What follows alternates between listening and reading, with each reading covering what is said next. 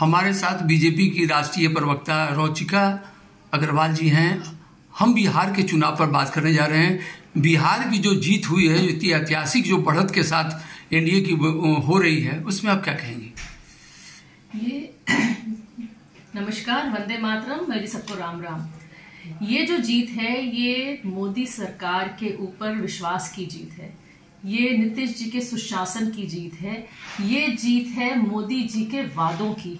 ये जीत है उन कई अनगिनत सालों की मेहनत की जिस पे नीतीश जी ने और मोदी जी ने मिलके काम किया। लगातार मोदी जी ये प्रूव करते आ रहे हैं कि वो सिर्फ और सिर्फ अपने जनता की भलाई की, उनके विकास की बात करना चाहते हैं। इस रिजल्ट ने ये प्रूव कर दिया है कि जो कास्ट की पॉलिटिक्स होती थी बिहार में, उस पे एक पूर्ण विराम लग चुका है। जितने समीकरण बनाए महागठबंधन ने, वो सारे फेल हो गए और इस बार सिर्फ और सिर्फ विकास के ऊपर, मोदी जी के विश्वास के ऊपर, नीतीश जी के काम के ऊपर जनता ने वोट दिया है और जनता ने भर भर के वोट दिया है। महिलाओं ने अपना विश्वास जताया है अपने भाई पे, अपने प्रधानमंत्री पे, नीतीश जी पे और सुशासन पे। तेजस्वी लगातार आरोप लगा रहे थे कि चुनाव आयोग की मिली भगत से कुछ गड़बड़ी होने की संभावना है। जो वोटर को लेकर बीच में बवाल उठा था, उस पर भी लगातार आरोप लगा रहे हैं। उस पर आप क्या कहेंगे? देखिए, ये लोगों का होता ही ये है कि कहते हैं कहे ना, अंगूर खट्टे हैं, तो वो अंगूर खट्टे वाला मुहावरा इन्हीं लोगों पे सूट करता है। थोड़े दिन काम करते हैं, फिर घूमने चले जाते हैं, फिर थोड़े दिन काम करते हैं, फिर घूमने चले जाते हैं। तो इन लोगों की बात ही क्या करें। इन लोगों ने शुरुआत से जो काम नीतीश जी वहां करते आ रहे थे, यहाँ से मोदी सरकार वहां पर करवा रही थी, उन सब कामों का विरोध किया। एसआईआर लागू हुआ, उसका विरोध किया। अपने जात पात, धर्म, पंथ के ऊपर इन लोगों ने समीकरण बिठाने शुरू किए। किसी को फेवर करने के लिए किसी को नीचा दिखाया। उस सब पे एंड लग गया है। तेजस्वी जी को पता चल गया है कि जिसके साथ इन्होंने गठबंधन किया, कांग्रेस, जो कि दीमक की तरह से अपने ही अलायंस पार्टनर को खा जाती है, इस बार भी वही हुआ। कांग्रेस ने जिस तरीके से इनकी घर में सेंध लगाई है, इन्हें समझ में आ गया होगा कि बहुत अच्छा हुआ। अभी तक अगर और साथ में मिल के ये लोग अगर अपनी बैठकें करते, रैलीज करते, और नुकसान होता तेजस्वी जी को। अब पता चल गया है कि वहां पर जो शेर है वो सिर्फ एक है, नीतीश जी, और उसके ऊपर जो बब्बर शेर है वो हमारे मोदी जी। इतनी बड़ी जीत की आशंका आपको थी? बिल्कुल थी। क्योंकि मैं कल रात को मैं भी इस पे सर्वे और बातचीत कर रहा था बिहार में, तो मैं भी मान रहा था कि 160 के आसपास तो आएगा ही है कम से कम। बिल्कुल थी। लेकिन जो जीत हुई है, मुझे लगता है कि शायद ये पहली बार ऐसी होगी कि एक पार्टी को इतनी ज्यादा सीट मिली है और उस गठबंधन में, उस जंगल राज के लड़ाई के विरोध में। इस पे आप क्या, किसको श्रेय देना चाहेंगे आप? मैं फिर से वही बात कहूंगी कि जो डबल इंजन की सरकार है, नीतीश जी का सुशासन है, एक अकेले ये सीएम ऐसे हैं जिनके ऊपर वहां पर बिहार में जितने भी सीएम बन के आए हैं और जितने नेता रहे हैं, सबके ऊपर करप्शन के लगे हैं।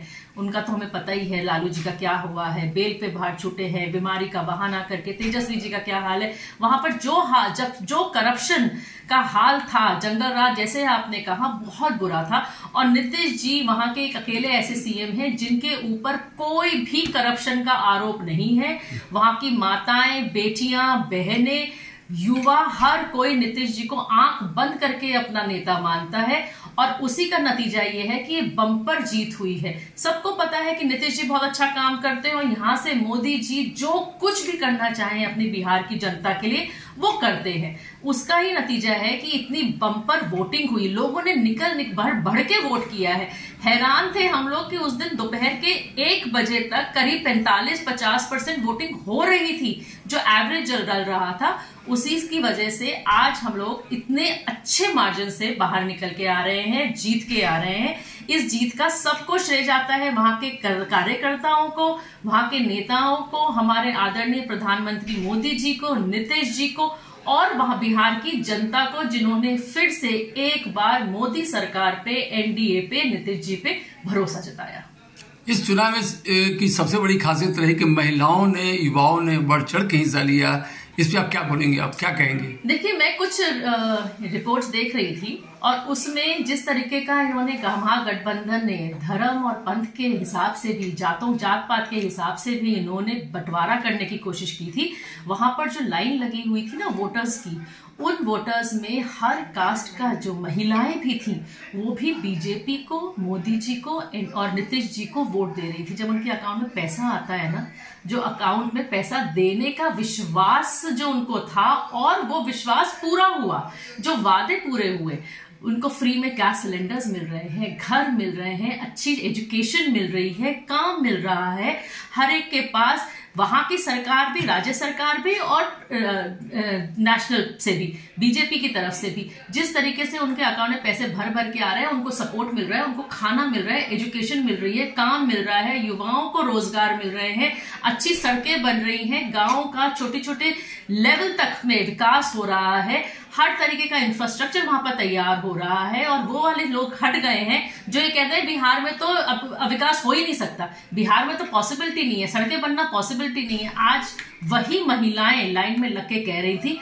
हमारे अकाउंट में पैसा आ रहा है, हमें गैस कनेक्शन मिल रहा है, हमें पढ़ाई लिखाई मिल रही है, हमें सिलाई मशीन मिल रही है, और उन्हीं महिलाओं ने इस बार एनडीए को जिताया है। मैं विराज बाबुल, अनकवर स्टोरी, बीजेपी मुख्यालय नई दिल्ली।